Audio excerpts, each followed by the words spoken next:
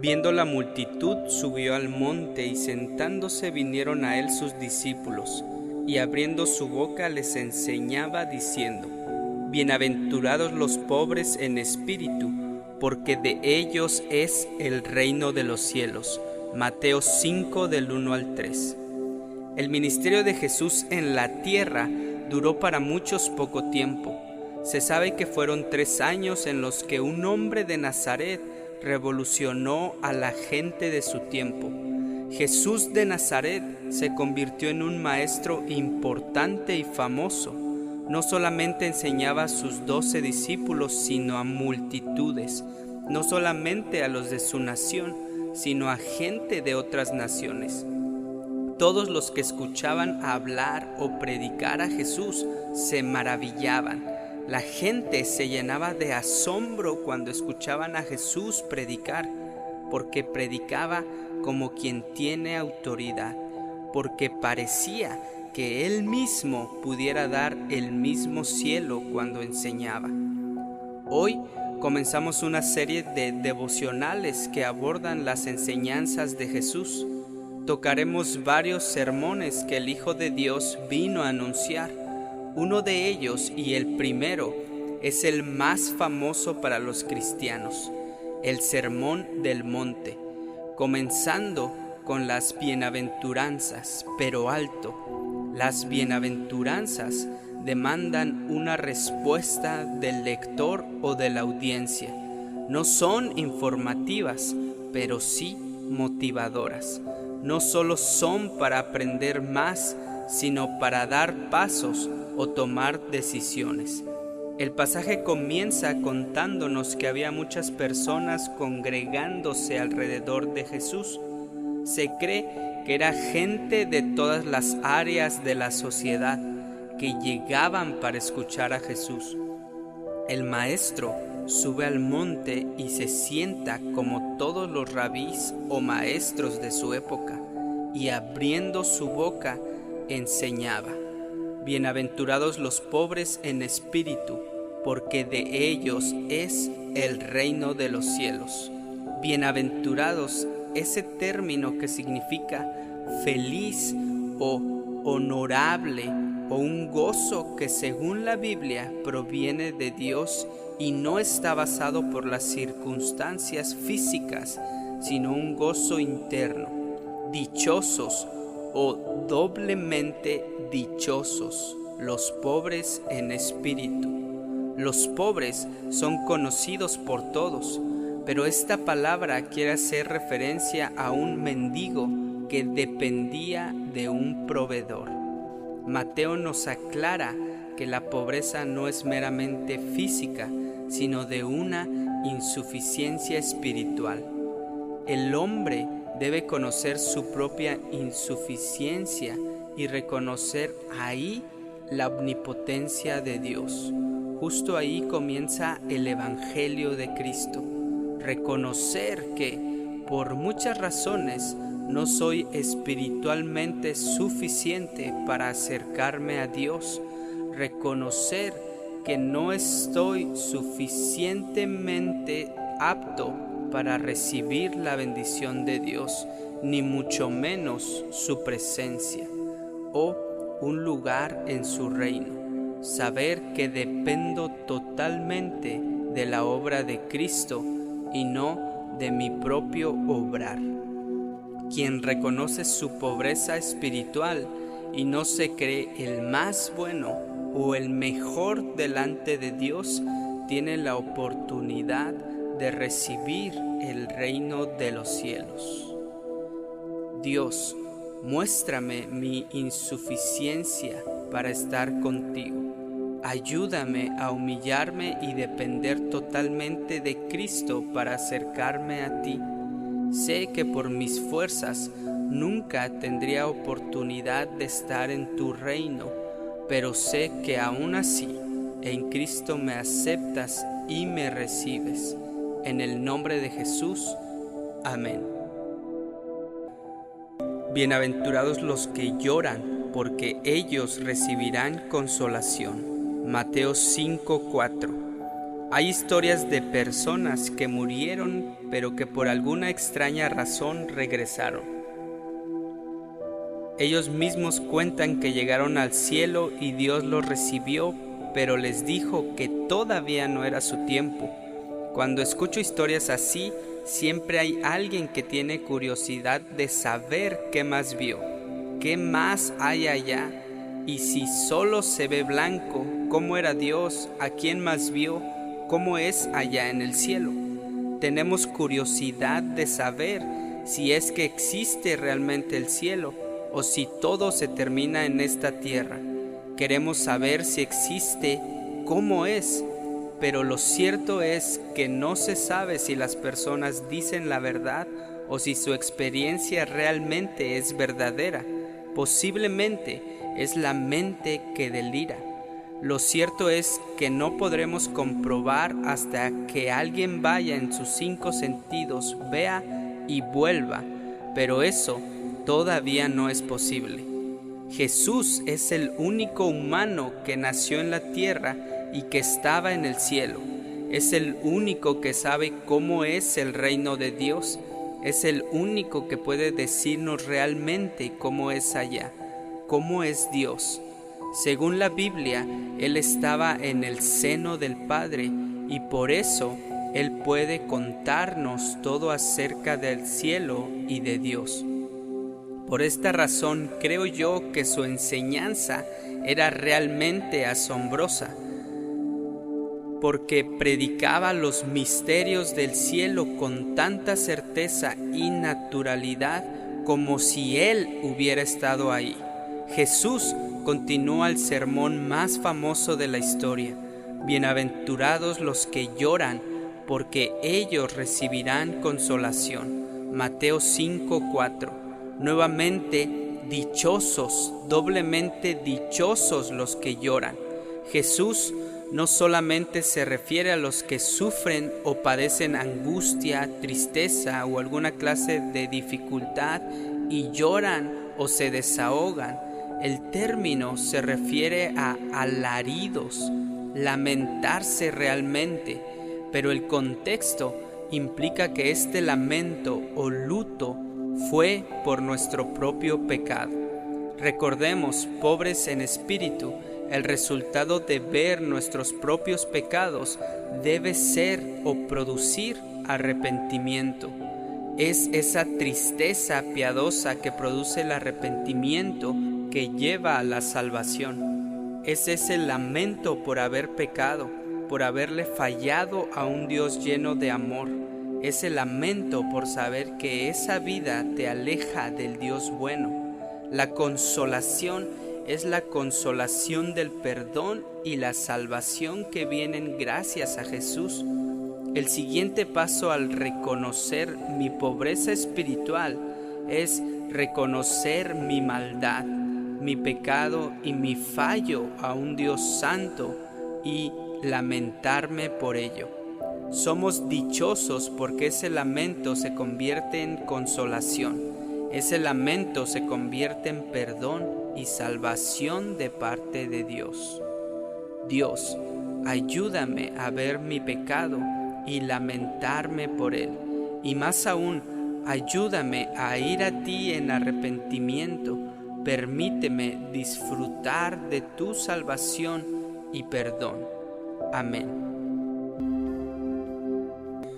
Bienaventurados los mansos, porque ellos recibirán la tierra por heredad. Mateo 5:5. Hay una frase entre los mexicanos que usa la palabra manso.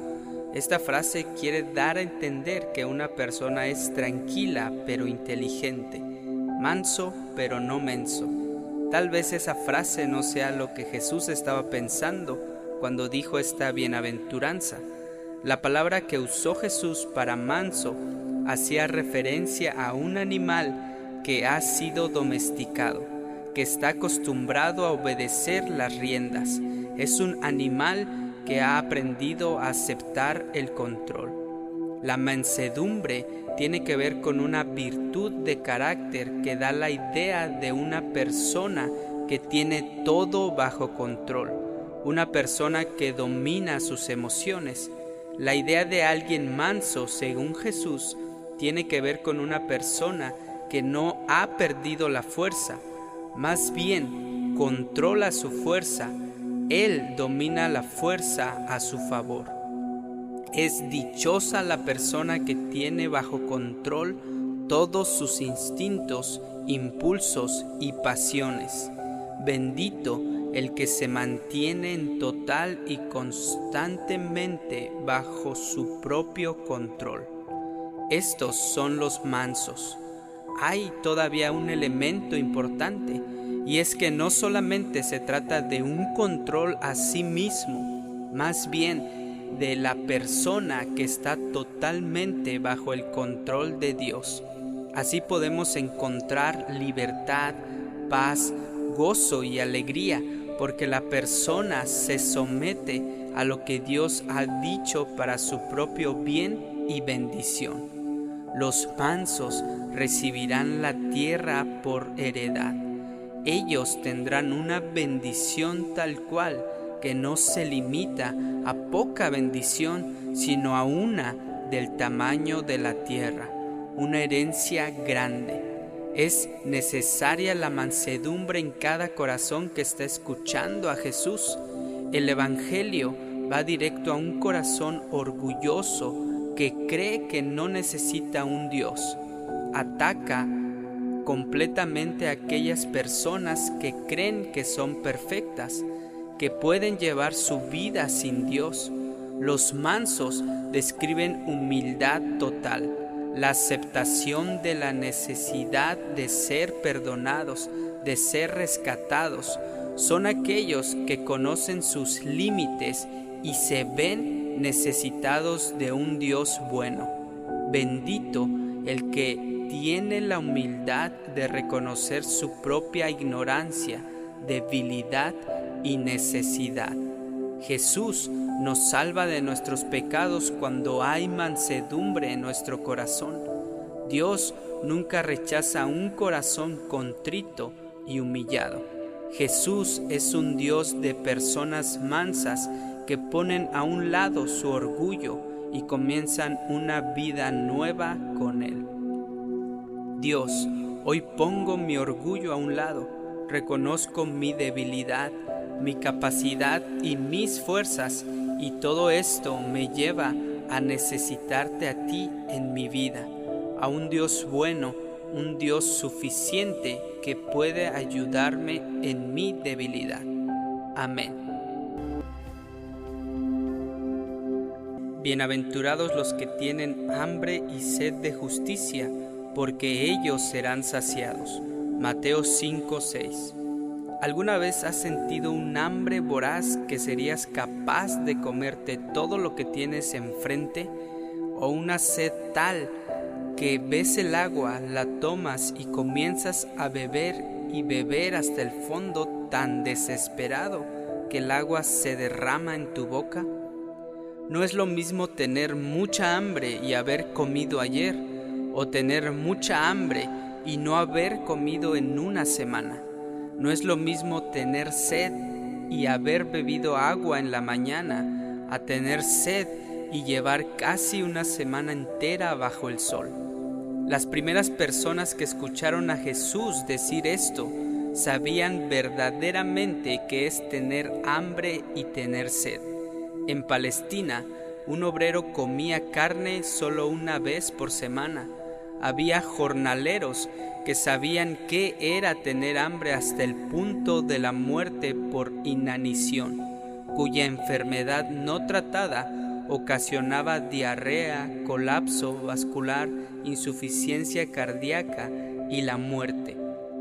Personas gravemente desnutridas que son tan vulnerables de desarrollar infecciones que causen su muerte. Y para la sed, la mayoría de personas sabían qué era tener sed, pues no tenían la posibilidad de abrir la llave, ir al Oxxo o comprar el agua fría y refrescante. El hambre y la sed que describe esta bienaventuranza no es el agradable apetito que satisface con un taco en la mañana. La sed de la que habla no se podía mitigar con una taza de café o bebida fresca. Era un hambre de la persona a punto de morir, o el que morirá de sed si no bebe. Por eso llegamos al desafío real que esta bienaventuranza contiene. ¿Hasta qué punto quieres la justicia o la bondad? ¿La quieres tanto como quiere un hambriento la comida, o el agua el que se está muriendo de sed? ¿Hasta qué punto es intenso nuestro deseo de bondad, o nuestro deseo de que existe el bien en todo lo que nos rodea? Habrá situaciones en que nos veamos en la necesidad de hacer lo correcto y de hacer lo incorrecto, de preferir el bien o inclinarnos hacia el mal. La mayoría de la gente puede escoger a primera vista hacer el bien, pero ese deseo puede que solo sea imaginario y pasajero, pues al momento de la decisión no están preparados para hacer el esfuerzo y el sacrificio que demanda la bondad real. Aquellos que tienen ese deseo intenso de hacer el bien y que se haga el bien siempre por encima de lo pecaminoso o lo malo, serán saciados. Esta palabra literalmente era usada para el engorde de ganado para el mercado. Tendrán siempre el alimento necesario, no solamente para sobrevivir, sino para vivir bien. Aquellos que cuando están en medio de dos caminos y toman el hacer el bien, tendrán su recompensa. Señor, ayúdame a tener ese deseo fuerte de inclinarme siempre hacia el bien. Dame la fortaleza de obedecerte y desechar de mi mente y corazón hacer el mal. Amén. Bienaventurados los misericordiosos, pues ellos recibirán misericordia. Mateo 5:7. El sermón del monte continúa. Jesús sigue con las frases que comienzan con bienaventurados, dichosos los misericordiosos. Cada aspecto que Jesús resalta en este sermón es un manifiesto para todos aquellos que ya son parte de su reino. De esta manera se comportan sus discípulos. Los cristianos somos llamados a ser misericordiosos, no como un requisito para ser aceptados por Dios, más bien un resultado de haber conocido a Dios. Los misericordiosos tienen esa capacidad de ponerse a sí mismos en la situación de otro y actuar con compasión. Aquí hay un cambio en las bienaventuranzas. Las dos primeras se enfocan en el sentido de la necesidad espiritual del reino de Dios en cada persona, y las siguientes, los hambrientos y sedientos por la justicia y los misericordiosos, lo hacen en las actitudes que motivan cada acción del cristiano. La misericordia es la actitud de cada quien. Es lo que le faltaba a los fariseos del tiempo de Jesús, ponerse en el lugar de las personas y actuar. La misericordia no solamente es esa empatía de ponerse en los zapatos de otros, más bien es la capacidad de ponerse totalmente en el lugar de otro, de manera que se ve con sus ojos, se piensa con su mente y se siente con sus sentimientos. La misericordia es tener amor por el miserable. Viene de miseri y cordia, que el corazón lata por aquella persona que realmente la está pasando mal. Ellos experimentarán la misericordia, recibirán la misericordia de Dios. El corazón de Dios late por mí y siento todo su amor cada mañana. Él no me trata como debería de ser tratado por mi maldad, más bien tiene misericordia y me trata con amor. A eso somos llamados todos sus hijos. Bendiciones. Les saluda el pastor José Abner González de la Iglesia Bautista Torre Fuerte en Piedras Negras, Coahuila. Bienaventurados los de limpio corazón, porque ellos verán a Dios. Mateo 5:8. Cada bienaventuranza que enseñó Jesús tiene el objetivo no solo de dirigir el comportamiento, las actitudes o los corazones de aquellos que ahora son parte de su reino. También hablan de cómo ser afortunado y feliz. La palabra bienaventurado quiere decir precisamente eso: felices, dichosos, afortunados.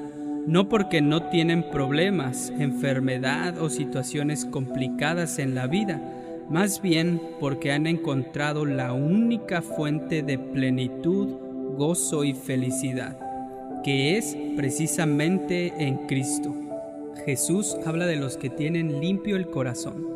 Parece que al escuchar esto, todos inmediatamente debemos de detenernos, pensar y hacer un examen de conciencia. Mira tu interior, analiza tu corazón, recuerda qué pensamientos has tenido los últimos días, cuando estabas en tu trabajo, cuando estabas en la escuela, en las noches, en las mañanas. Recuerda cuáles fueron tus conversaciones, recuerda qué miraste en tu celular, qué video viste, qué búsqueda hiciste. Mira en el interior de tu mente y analiza qué has querido hacer y piensa también en qué has hecho. Ahora piensa en dos términos: limpio y sucio. Jesús habla de aquellos que tienen limpio el corazón. Parece ser que esta palabra no tiene mucha ciencia. Sabemos cuando algo está limpio y cuando está sucio. Los olores, los colores, la textura, la alegría y la vergüenza. Jesús nos da la clave para ver a Dios: la pureza. Esta abre nuestros ojos espirituales. Ahora mismo puedes dar pasos para que Dios purifique tu corazón. El Salmo 51:7 dice: Purifícame con hisopo y seré limpio. Lávame y seré más blanco que la nieve. Hay un paso para tener limpio el corazón y es el arrepentimiento y confesión a Dios. Hoy puedes pedirle a Jesús que limpie tu corazón, que perdone tus faltas, y Él se acercará a ti para purificarte. Y ten por seguro que comenzarás a ver a Dios a diario, y lo mejor, llegará un momento en donde puedas conocerlo cara a cara. Señor, purifica mi corazón, perdona y limpia todo en mí. En el nombre de Jesús. Amén. Bienaventurados los pacificadores, porque ellos serán llamados hijos de Dios. Mateo 5:9. La gente que escuchó las primeras veces esta bienaventuranza seguramente recordó la palabra paz. Los hebreos tenían por costumbre dirigirse a las personas mencionando Shalom, que se refiere a paz. Paz para ti. Como nosotros, cuando vemos o nos despedimos de alguien, decimos: Dios te bendiga. Esta palabra, Shalom, al igual que Dios te bendiga, no solamente quiere decir ausencia de guerra o que Dios te cuide.